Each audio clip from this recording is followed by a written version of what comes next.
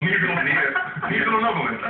Pa dobro, tu će reći da li je bilo nogometa ili ne, ali što se tiče suđenja mislim da je bilo jako dobro i korektno. Ako smo imali na početku prvenstva skresu da sudac sudi Irmatov iz Uzbekistana i da mislimo da je to nekakva egzotična zemlja, to je najbolji sudac zadnje 2 godine Azije. Prvu utakmicu koju je na otvaranju odlično sudio, mislim, je ovo isto vrlo korektno. A čini mi se da nije u ovoj utakmici nije imao previše posljedica. Tako nekako komentirali, korektna utakmica.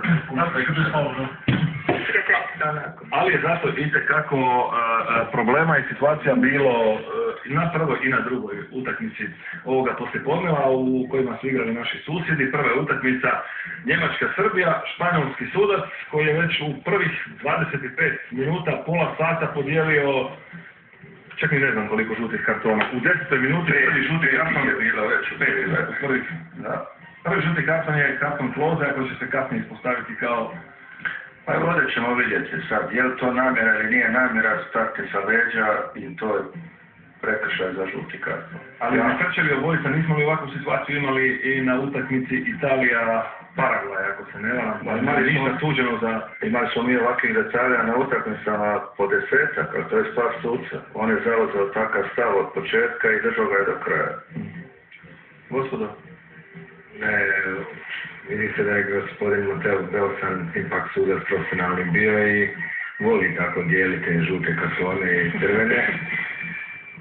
Ali ne znam, stvarno možda bi se složio za ovaj drugi prekršaj Kloze, ali za ovaj prvi sigurno nikako se ne mogu složiti s tim da je morao dati žuti karton. Bez obzira što je s leđa, vidi se da su paralelno trčali jedan i drugi i da je slučajno, ne znam da li vanjskim dijelom kopačke da ga je Kloze zakačio i da su pali. A da mu je ovaj drugi prekršaj, bio prvi prekršaj, da li ste onda zato da mu se dodijeli žuti karton ili mislite da je ovdje sudac možda trebao? Možda to gospodin Belsan bolje zna nakon drugi puta s leđa ili treći puta sigurno da možda. Da, nitko ne voli s leđa, ja? Da, imamo mi tu još 2-3 detalja kod Kloze.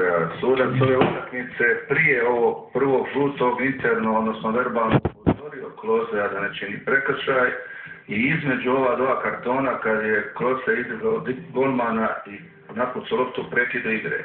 Znači on je do drugog prekršaja imao već 2 puta oprost od suca. Dakle, bio je upozoren, ne može reći da nije znao i da... Slučajno. Rekao sam ništa, to je sudačka zvezda, sudačka organizacija. Ali evo, sad je Mateo zapravo rekao, imao je 2 upozorenja između 2 žutaka. Upozorio ga nakon prvog prekršaja, mislim da je malo prestrogo i druga stvar kad je puknuo loptu, uz ovakvu vuku ne može se ni čut, jer sudac fučka offside ili ne. Znači, vuvuzele su krive, što je ono... Ja bih rekao da su krive, ali mislim da je utakmica bila samo po sebi korektna i da nije bilo tako grubo da je podijelio to. I meni se tako činilo dok sam je gledao, ali evo sad kad vidim start, skoro da bih stao na Mateovu stranu, ali ne smijem. Pa nije bio to start, mislim da je Kloze htio izaći ispred njega da mu uzme loptu i slučajno ga je popiknuo. Može se reći o nespretnosti, ali sudac mora, jedan sudac koji je profesionalno mora osjetiti malo u igru i vidjeti da li je to bila namjera ili ne. I malo možda pustiti, jer grubosti nije bilo. Sljedeća situacija. Ok, u 60. minuti ponovno imamo jedno rukometaško ponašanje u 16-tercu Srbije. Ja se tebi zahvaljujem. Robert misli da na radiju. On bi da preko putra ovako. A inače ovo je ponavljanje gradiva iz prošle utakmice. Nije bilo dovoljno jedan poigranje ruka namjerno, nego na isti način. Ništa nije naučio od Kuzmanovića. Ne.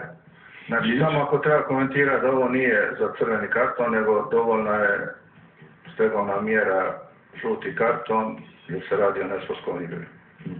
I to je Nemanja Vidić je dobio, Njemci to nisu iskoristili i tako su Srbi postali pobjednici ove utakmice i itekako se vratili u igru za eventualni nastavak natjecanja, odnosno prolazak dalje. Druga utakmica, također utakmica vjerujem vrlo gledana, Slovenija, Sjedinjene Američke Države.